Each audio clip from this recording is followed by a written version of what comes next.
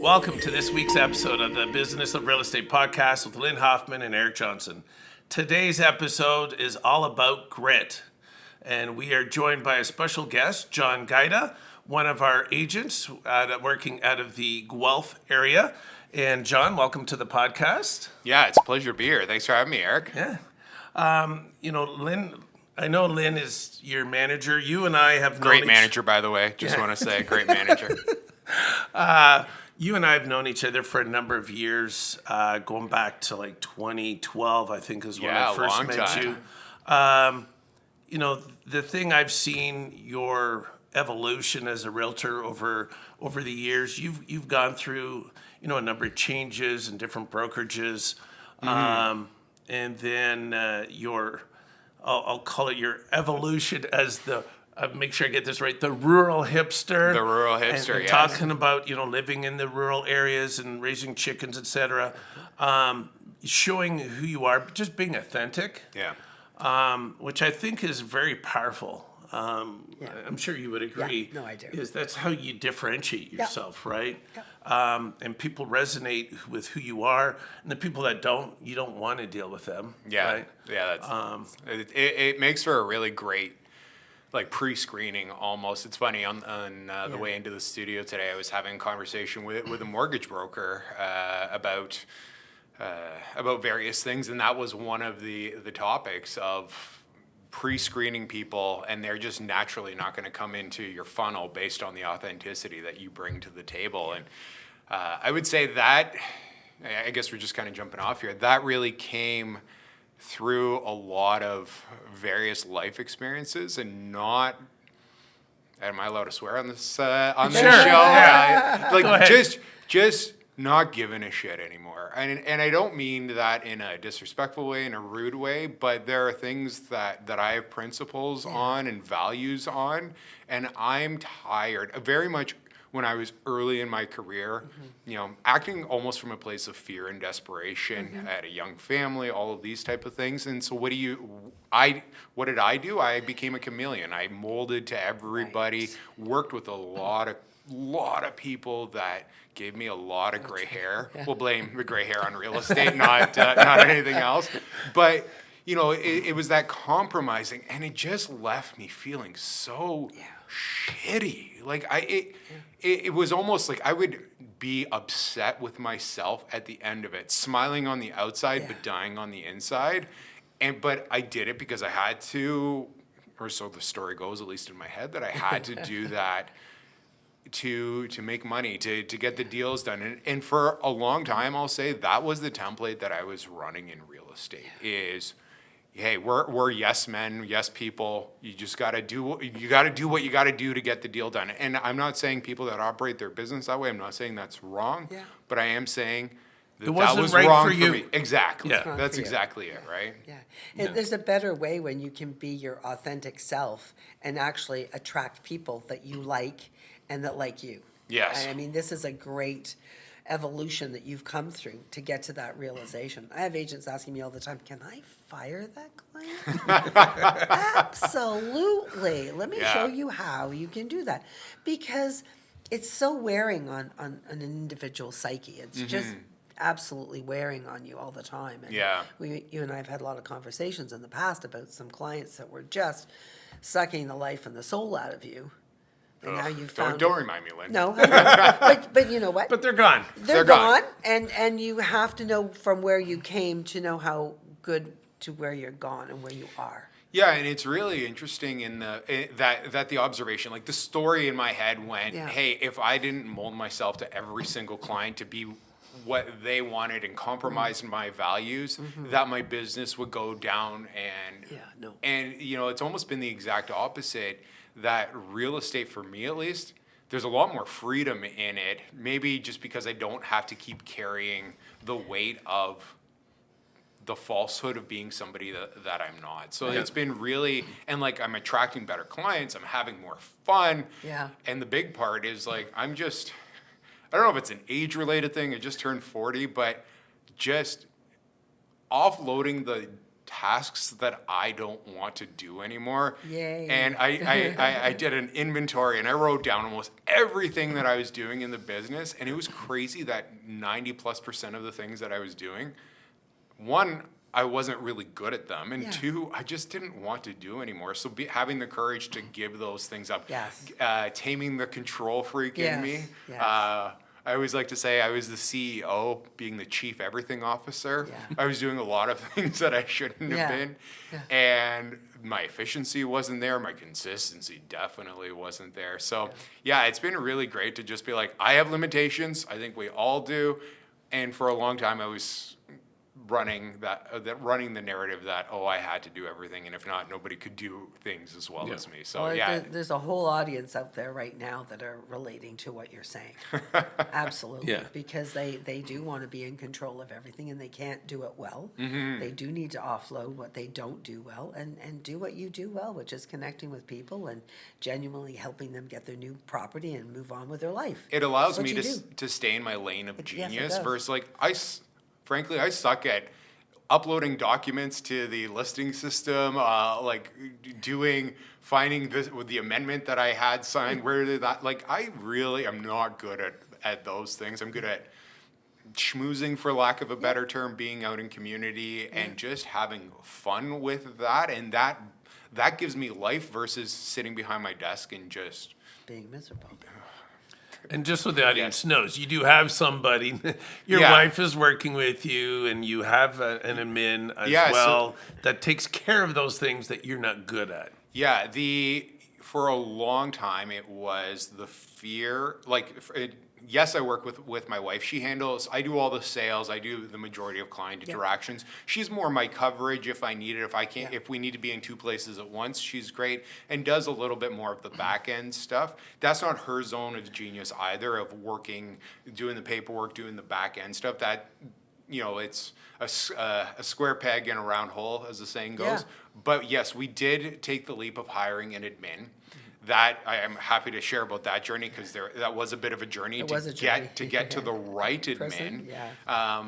And then actually just last week we hired another one on a part-time basis to handle more of the client experience of our business and all the events that we want to do, the drop-offs, the touch points, all of that. Because I'm really great at the ideas. I'm a big, fast energy, high energy type of guy, and I'll throw them out and I don't remember what I said 5 minutes ago. They may be genius. I listen to myself sometimes, like, oh my God, why didn't I do that? Like, I've sprouted such wisdom, but memory of a goldfish, it's gone, and then I don't have the consistency, and that's been actually a bit of a block in our business. So we've taken the leap and actually hired another person. admin for Okay. 8 hours a week. She's working just to keep Yep. an eye on some of the consistency and building all that. And so far, Yeah. it's been great. And you said it's a journey, and I know it wasn't a smooth journey for you with different admins. Yeah, over y- time. you know- But you said grit. I say stick with itness. Yeah. He Well, stuck it's- with it and kept making those changes and allowing them to get better each time. and some changes happen without, because you were with the one brokerage, out there, and that was really winding down. Yeah. Let's face it, it was closing down. I think at the end there was two of you plus the owner. Yeah, that's pretty And then you had to accurate. change brokerages. Now, when you sort of termed yourself the rural hipster, had you guys moved to the country? Had you been in town? I'm trying to remember. Yeah, Too many agents and too many years Yeah, in yeah. between. So yeah, becoming the rural hipster. Because I thought you guys started raising chickens. That was new to you.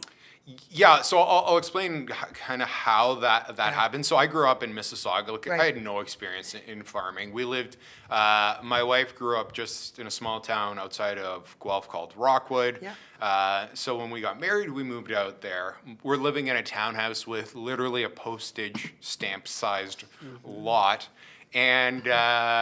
And then I started to become interested, like, oh, we live in the country, let's take a look at things. And we started to do some things on a really, really small lot.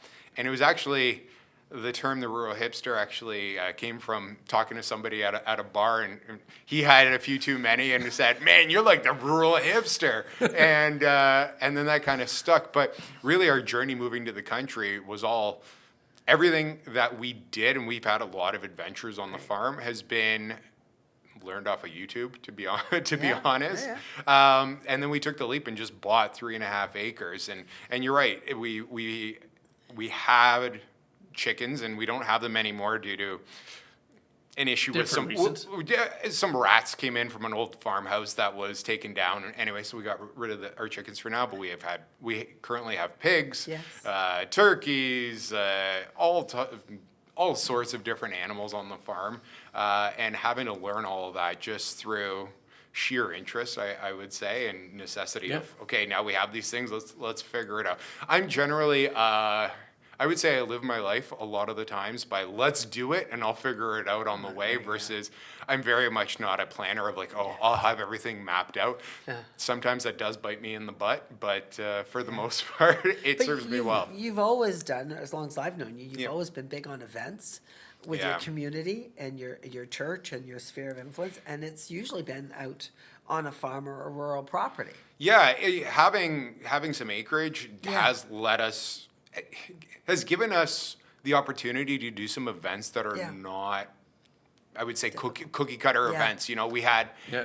as an example of, we held an event, a burn party. Hey, you've got all these confidential documents on your in your house that you need to get rid of. Instead of shredding them, what's more fun than shredding them? Let's burn them. So we got a whole bunch of burn barrels on the back of our property. We served hot chocolate, all these type of things, had a big bonfire, and people were just chucking all these documents into there, and it was really great. Very cool. Yeah, it was just, hey, what do you do with all your pumpkins after the holidays? holidays, Yeah, yeah. after Halloween. Yeah. Well, come and drop them off to the pigs, and They'll the eat them. the pigs will eat them. Like, it gives you a different feel than perhaps the standard cookie cutter. Yeah. Yeah, events. and I think that's, what I like about you is just the fact that, you had this brokerage that literally was dying. Yep. And you had to make that big change, and you succeeded, and then you make this move to the country. Yeah. To country property, and there's a lot, having relatives that have owned farms and, had these types of places. There is a change, and yet you still continue to thrive. And then you did have a bit of a health scare. You had to have a kidney transplant. I did, yeah. And yet, and that's where I use the word grit, is just that you just continue, like, even through that. Like, a lot of people, forget agents, a lot of people would just give up and say, my God, like, I've just been through so many changes, but you stay with it and you still remain successful, right? So let's talk a little bit about that and how that Sure. affected your business. Because obviously that was a big change. It really was. Yeah, so just background, kidney disease, this was nothing that I did to inflict kidney damage on myself. It's a hereditary thing that runs in my family. My dad had it, my aunt had it, my uncle had it, my grandmother passed away from it. Every single person in my family has had kidney disease and had a kidney transplant. Now, so I found out when I was about when I was about 17, and so a teenager, that I had kidney disease. My parents knew since birth, but they didn't tell me until I was 17. And it became this like I'll be honest, it was like getting hit in the head with a sledgehammer. Like, just like, what? There's something inside of me. Like, it felt like this bomb, or oftentimes what I say is like, the imagery that I had was there was a bus. A bus in the distance. I could barely see it, but I knew that no matter what I did, no matter how I moved, that bus one day was going to hit me. Yeah.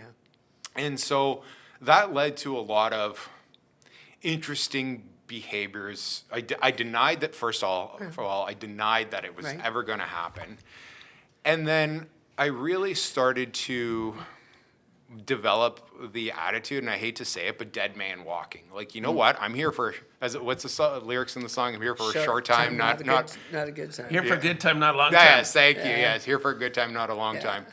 And that was really the attitude that I had towards life, and living very hedonistically, very selfishly. Didn't really like, it was all me focused. Now, thank God I met my wife. Yeah. She's the best thing that ever happened to me. She grounded me in a way and that I'm literally not kidding. She saved my life. I wouldn't be here if it wasn't for the calmness and the different perspectives that my wife brought to my life.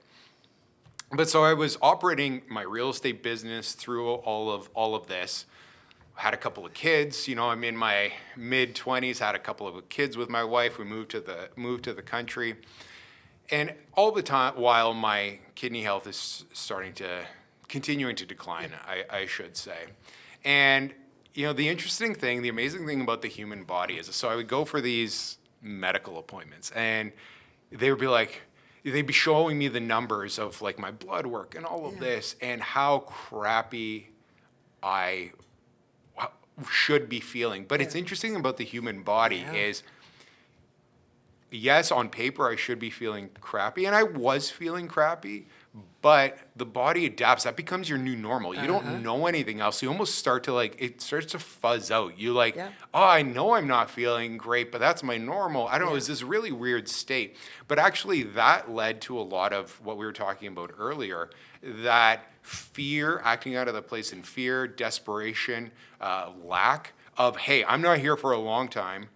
I need to get business done. I will sell my soul to these clients, to whoever I could do business with. And so I was really changing who I was. So I was really unhappy, both from a physical standpoint and also an emotional standpoint in the business.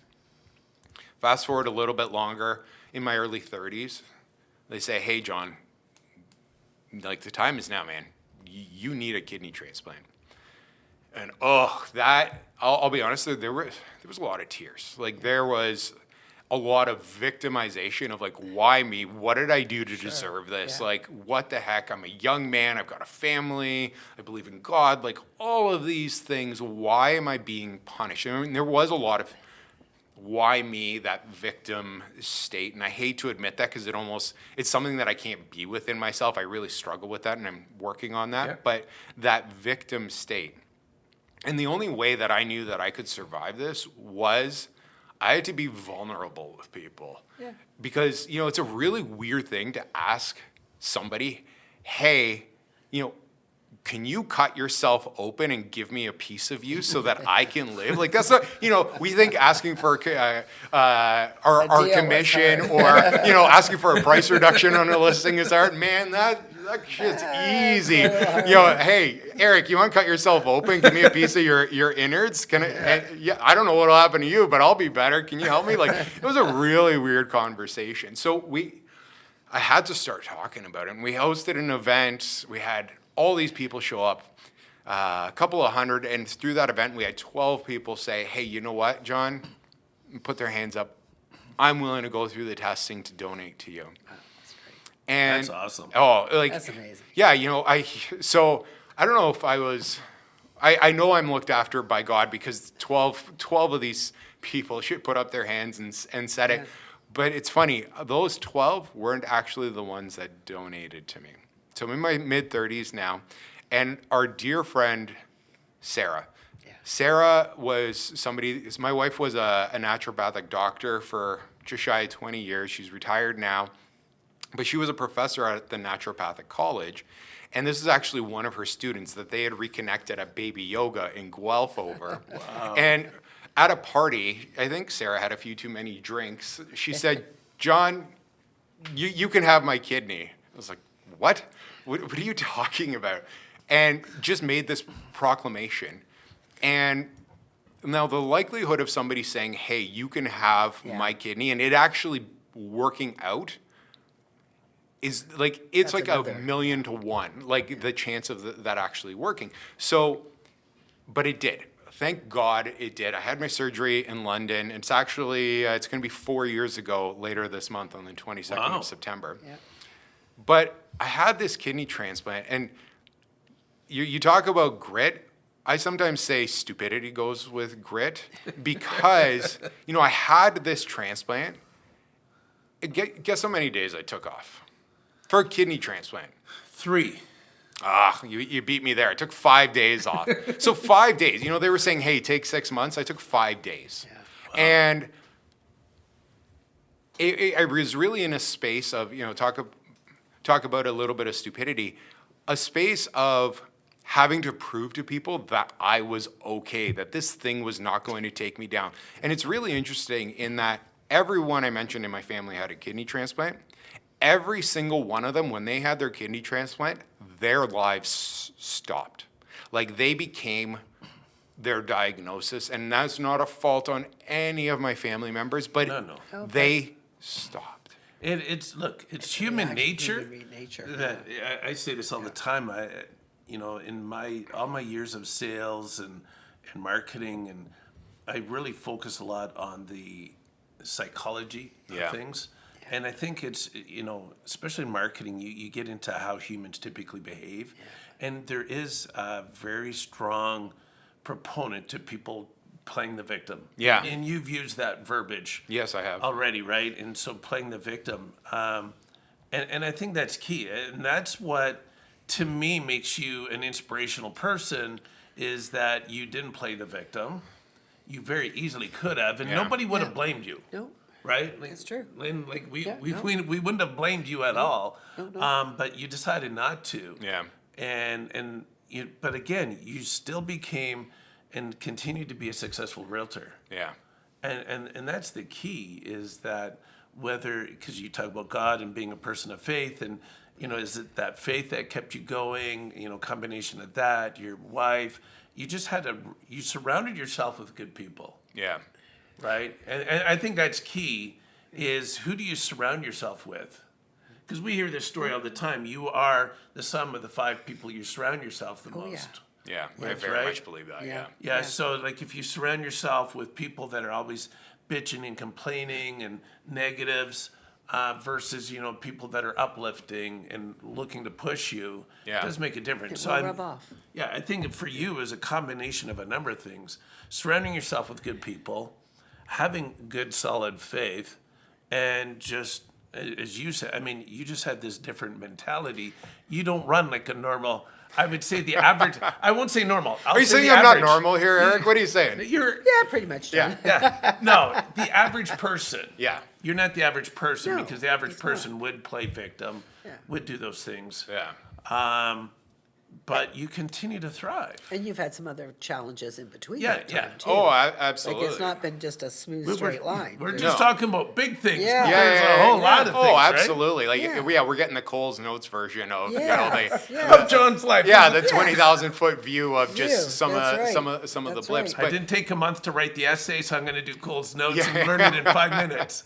And I've started using this word, and I don't know if I've made up this word, but this is the word that I use, is unreasonableness. Like I have all of the reasons, and I see this in so many people, and actually I believe I was put on this earth to help people see this, is like, let me ask you, do you have circumstances? Just in general. Oh, do you have yeah, yeah. I have circumstances, and I hear so often, I will do this when my circumstances are better. When I no longer have circumstances. Well, I have circumstances, you have circumstances, you have circumstances, like we all have We all have them. circumstances. Yeah. And the unreasonableness comes in when are we gonna stop being at the effect of our circumstances? Because regardless, we can't get rid of them. No. And then who do we choose to be as our state of being outside of that? And the unreasonableness, because we have all the reasons why we should give up, why we should be a certain way, why things shouldn't work out. And listen, I'm speaking right now from, in a microphone in a very elevated state. I go into the reasonableness more often than I would like of fighting my human nature to be like, oh, this shouldn't work out. Just give up. Just give up. You know, that little voice in your head, the little devil that says, give up. You're worthless. You shouldn't do this. You're sick. You're tired. The doctors are saying that you need a rest. And the unreasonableness that I try to live my life by is, no, this is not me. This is not my choice. I can choose something better. And the power in that choice, the power to be unreasonable. And, you know, but that gets tied to your why. And my why, and my children both have the exact same kidney disease that I do. Yeah. They are going to need kidney transplants. They have that bus coming to get them. And my unreasonableness is, no, I'm not giving you the same piece of crap textbook roadmap that I was given from all of the people that came before me in my family, that you give up and you die and woe is me. And I'm not blaming them for that. But that playbook does not serve me. Now, I still fight against that. I fight against that tooth and nail. But for my children, my why is, I'm going to give them something better. Show them that even though, I may die. I'm on a lot of medication that causes cancer. I have a lot of things. 4 years ago, I had my kidney transplant. My kidney's starting to reject. And now I'm mentally having to start to go into this. It's starting to reject now, and they say I might need another kidney transplant in a year or two, and then I've got to go through all of this again. But I refuse to give my children a playbook that says you give up on life because you were given a challenge. That is not acceptable to me, and I will never, ever show my children that that is okay. And I'm happy to be unreasonable about that. Sorry, I'm getting a little heated here. No, hey, I appreciate you being vulnerable and honest and open about it. Yeah. And that's why we wanted to have you on, is because you are that person, right? I think everybody deserves, and not just realtors, everybody should be watching this episode. Because to me, it's just, like you said, that unreasonableness. I like that term. Yes, I got to start adopting that. Well, one of the things I like to say to people, and I say it to myself, is be careful what you say when you talk to yourself. Oh, well, can I share a quick anecdote about that? So we actually were dealing with an older couple, helping them buy a house. This was like last month. And it was interesting that they didn't know how to use technology well. Like everything had to be in-person signatures, all of this type of stuff. And even cell phones, didn't really know how to use cell phones. And I was going in for a medical procedure, and they called me early in the morning, a few minutes before I went in, and I talked to them about how to use digital signatures because I couldn't meet them that day. Right. And I go in, I get knocked out, have my medical procedure, wake up, it's in the afternoon, and I get a call from my admin saying, there's a big problem. Our client says that she got a voice note from you bad-mouthing her. I'm like, oh my God, I know I was on drugs. Like, I was knocked out. Did I send her like something offensive? And I call my client, and I'm like, oh my God, what's going on? Like, again, still a little bit under the influence, right? And I talk to her. Meds, not drugs. Yeah, correct. Yeah, meds, to be very clear. And so I'm talking to her, and I'm like, what's going on? She's like, I have this voice note, and you're basically saying bad-mouthing, and you're with another woman, and you're bad-mouthing us, and you're saying all of the things that we basically said, but you're making fun of us. And I'm like, oh my, I'm flabbergasted here. I'm like, do I need to fire my admin? Did she do something? Did I do something? Like, am I in the wrong here? And anyway, I figured something out. There was a setting on an iPhone. It was an audio message, and somehow it got deleted, but I was able to recover it, and I played it back. And you know what it was? That this elderly lady didn't know how to do voice notes, and she actually accidentally activated the voice note. And she recorded herself talking about herself with her husband and didn't realize that it was her. But that's not the crazy part. The crazy part is you had mentioned how we talk to ourselves. Yeah. And I heard that, and it was so negative. But she laughed it off because, oh, it's okay. It was just me. I'm talking about myself. That's okay. If you wouldn't tolerate other people talking, and she took such offense thinking it was other people. Yeah. If you take that so much offense from other people, Yeah. why is it okay for you? And listen, I've got a lot of voices in my head. I'm probably absolutely crazy, but. And a lot of them are negative, are natural. I go up and I do motivational talking and I share that studies prove we have 12 to 60,000 thoughts a day. The average person, 85% of those are involuntary, meaning our brain is just going. And of those, they can prove without a shadow of a doubt that 95% of those thoughts are negative. Yep. So you actually have very little brain power to put positivity in your head. And they say for every one negative comment, it takes 100 positive to get it counteract out. that negative Yes. charge in your brain. So Yeah. absolutely, like watch what we're saying here. Watch what you're saying. I think Listen, words create reality. Well, words, they do. They do. Words definitely do. And I think the other part of this is the word. So let's go back to the words. The Yeah. words are very powerful. Yeah. Words are more powerful. The damage that somebody beating you, and we were talking about a certain thing that's going on in the news now, but words are more powerful than being beaten. Yeah. If you get beat or you get hit, you get abused, those heal. Words take a long, long time to heal. Yeah. So they're very important to people. And how you talk to yourself is even more important because you're conditioning yourself. So I remember when I first started working on the luxury stuff here at Escarpment, mindset. Every single thing that we do comes to mindset. Yeah. If you play it in your head and you can see yourself doing it, you can do it. If you play it in your head and you see yourself failing at it, you'll fail. Yeah, absolutely. It's really simple. So, but it's hard. It's not as easy as making that decision. Yeah. It's a constant battle every day, I think, for people to have the mindset that they're good enough. And you never know where they come from. They may have a spouse or a mother or a father or uncle or whatever telling them they're no good. They're Yeah. a loser. They can't do it. How do you think you're going to do that? And those come from other people's insecurities. 100%. But they rub off on you and me. And they rub off on all of us. Yeah. Unconsciously, they rub off. Well, think about when you're first born. Is everybody's saying, "No, don't do that. Stop doing that. Yeah. You know, you're not supposed to do that." Yeah. It's You all hear the way negative. more no's than yes. Yeah, there's the 100%. negative, and so I say to people when I'm coaching agents is, Yeah. especially with mindset, I'll have people journal, and I'll say, look, every day, I want you at the end of the day have a journal book on your nightstand, and what I want you to do is divide that page in half, and the top half are here's my wins, and the bottom half is what I learned. Because it's not wins and loss. It's only a loss if you don't learn from Yeah. things I'm gonna that didn't steal go right. that. And so what happens is most agents will say, "Hey, I was supposed to make 10 calls today. I only made 3." So they focus on what they didn't Didn't do. accomplish. Yeah. And so there's that negative piece is that they're always, "Oh, I didn't make my calls. I didn't do this. I'm such a loser." I'm like, think about how many times you say you're an idiot for saying that in the way you talk to yourself. But it's focusing on that negative. And I said, but no, wait. You made 3 calls. That's a win. And when people take this journal and at the end of each week, the idea is that they need to review it. Yeah.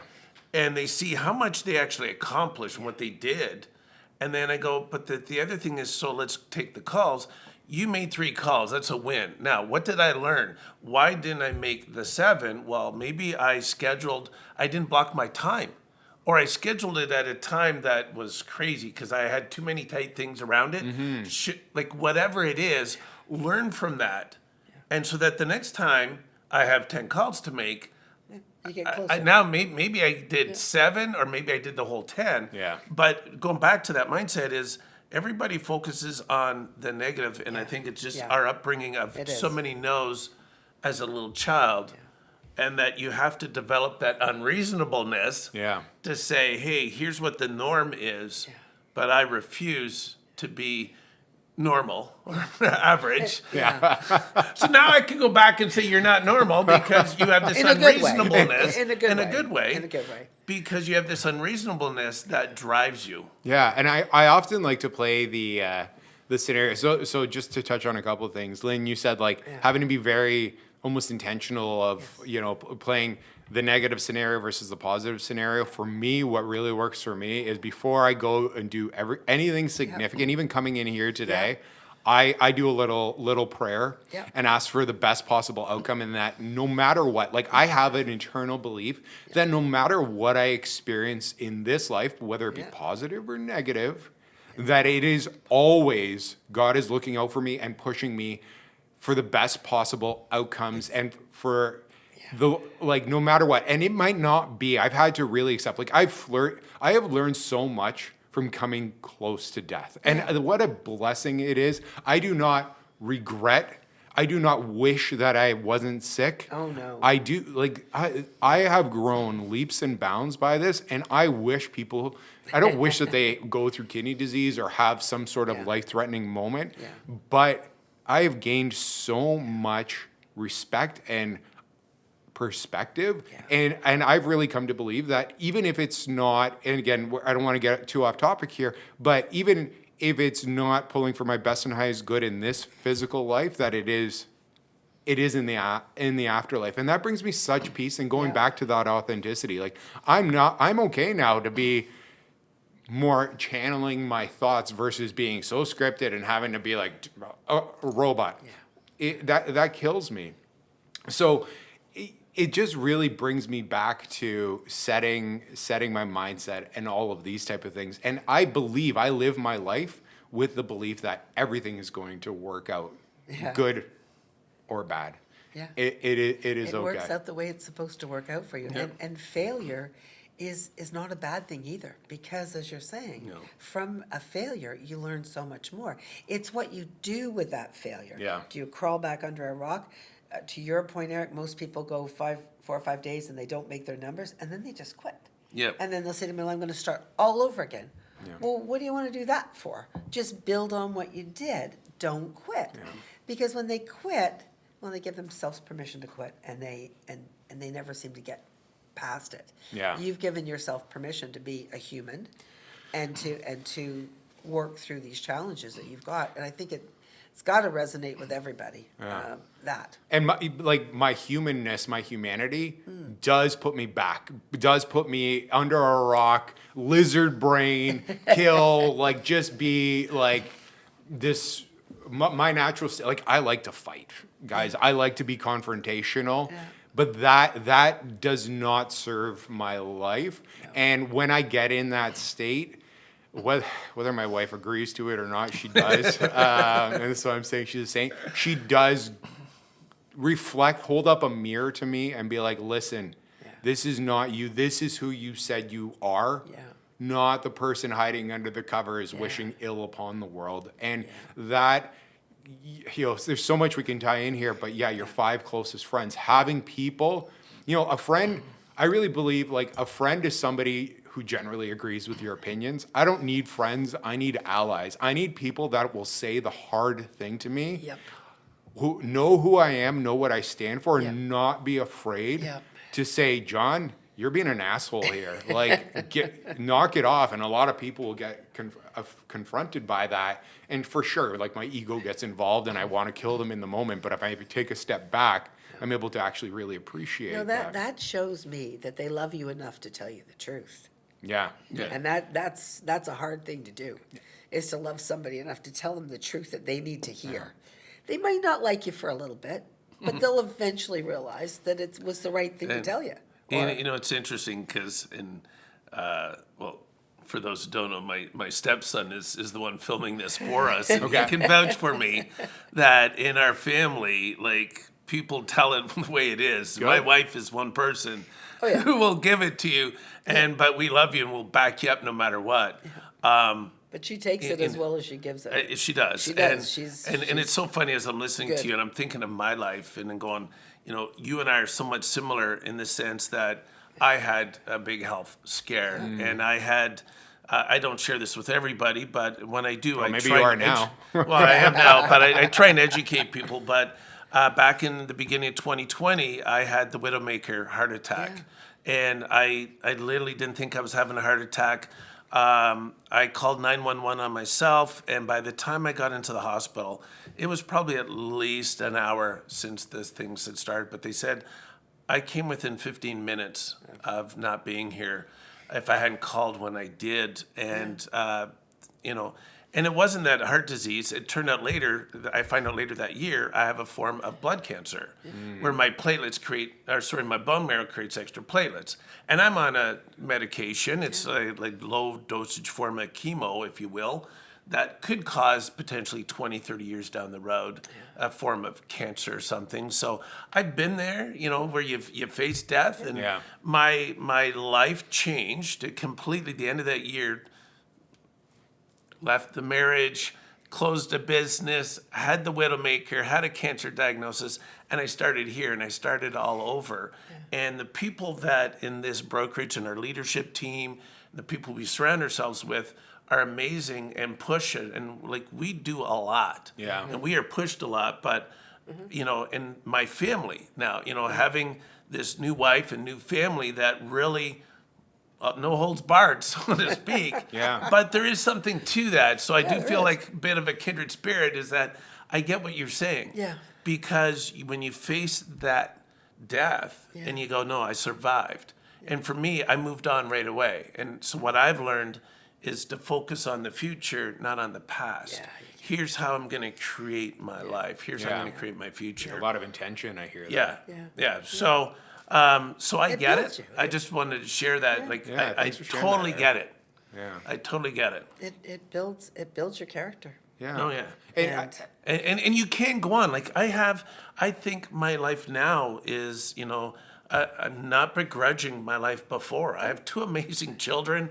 Look, it was great, but I find my life now is even better. And so I want to share with people, like, you got to listen to John's story, because really it is, things happen. Life happens. Nobody promised you that life would be easy. For John, it definitely wasn't easy. And you've overcome all of that, and you keep moving forward with your unreasonableness, because I'm stealing that word. Good, I'm stealing that word. I'm letting you know right now. But you got to push forward, and things can become that much better. You may think that business isn't that great right now, but with unreasonableness and just keep going, and next thing you know, it turns. And Lynn, you've been doing this long enough. You've seen people struggle, and then next thing you know, it's like a light switch. Light switch goes on. And they become And they super just, successful. They just can't give themselves permission to fail. Yeah. They can't.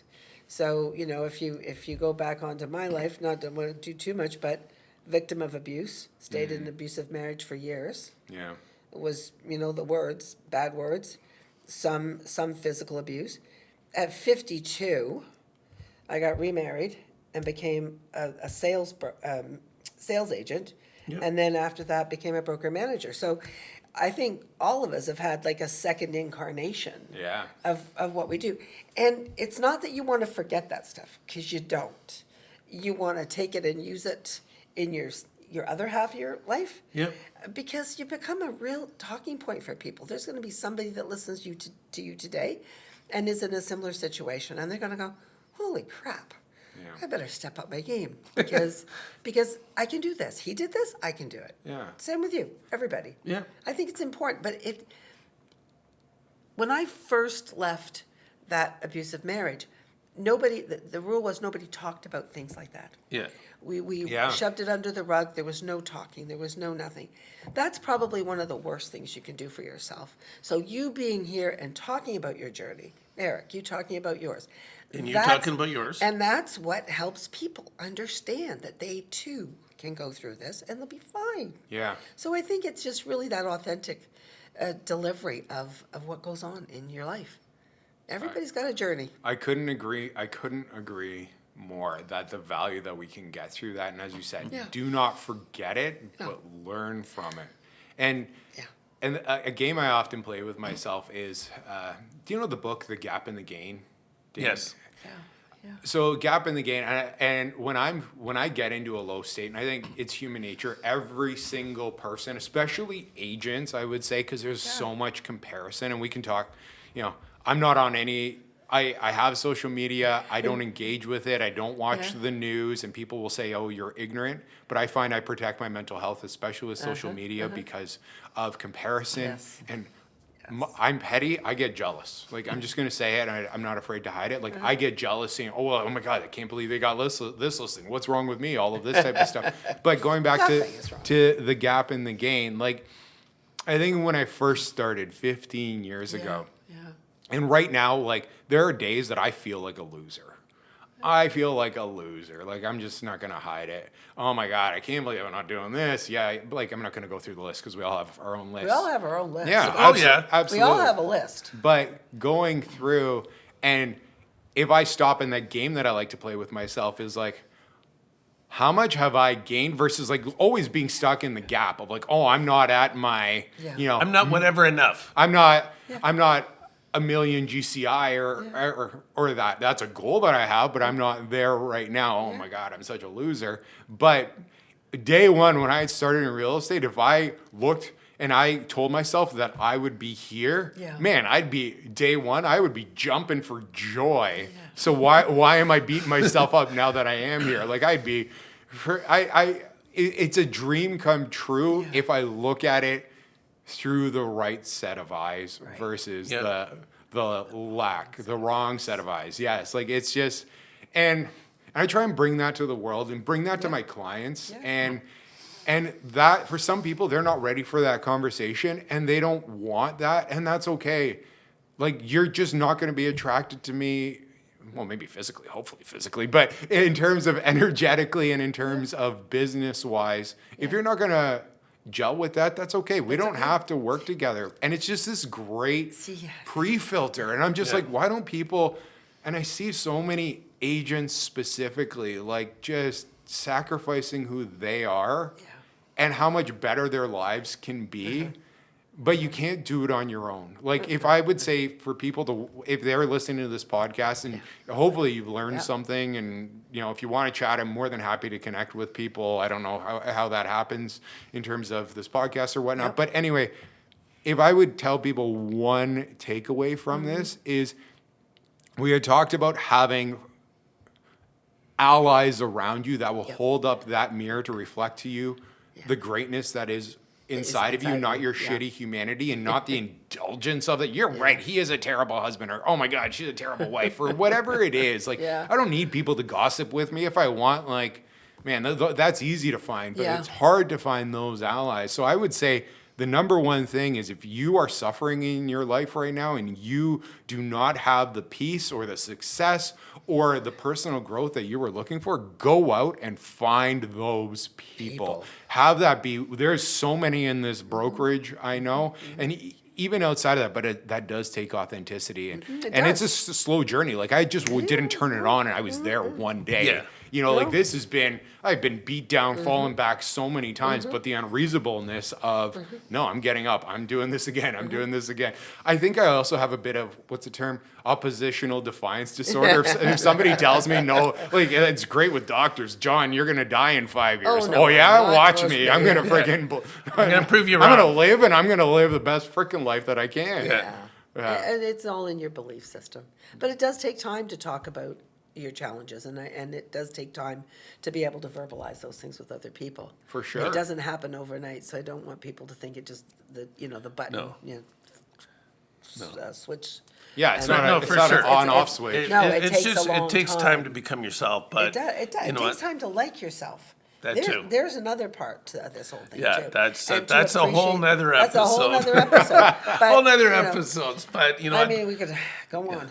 We could, but John, you know what? We thank you so much for your Yeah. time today. Yeah, it was truly a pleasure, honestly. Right. I like having a bit of time to be able to talk about this and engage in this banter, and like so much. Thank you. You had mentioned like the healing that comes from talking about It it. does. Sure, I can talk like but if I'm talking to myself in the mirror, I'm a little screwy. But having an audience such talk as to. yourselves to be able to talk to, like, what a freaking privilege that Yeah. is, and just thank you for this opportunity. Because there's always No. somebody out there that's going through what you're going through, but they don't want to talk about it. yeah, Yeah. for Or sure. they feel like, Yeah. they shouldn't talk about it. Yeah. So you've really opened that up, and I really appreciate Yeah.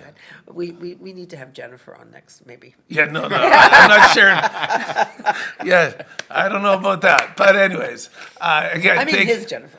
oh, his Jennifer. Okay, I think Yeah, about mine. Eric and I are both married to Jennifers, Yes, just to be very just to be clear. clear. I Yeah, don't know sorry. if Jennifers are generally a pain in the ass, but Careful. that. Careful. You said not that. getting any Well, referrals We from any both Jennifer work agents. with our Jennifers, so we Yeah, gotta be oh, careful. man, we That's do. too funny. Zip the Too lip. funny. Yeah. We're gonna end Yes, it here.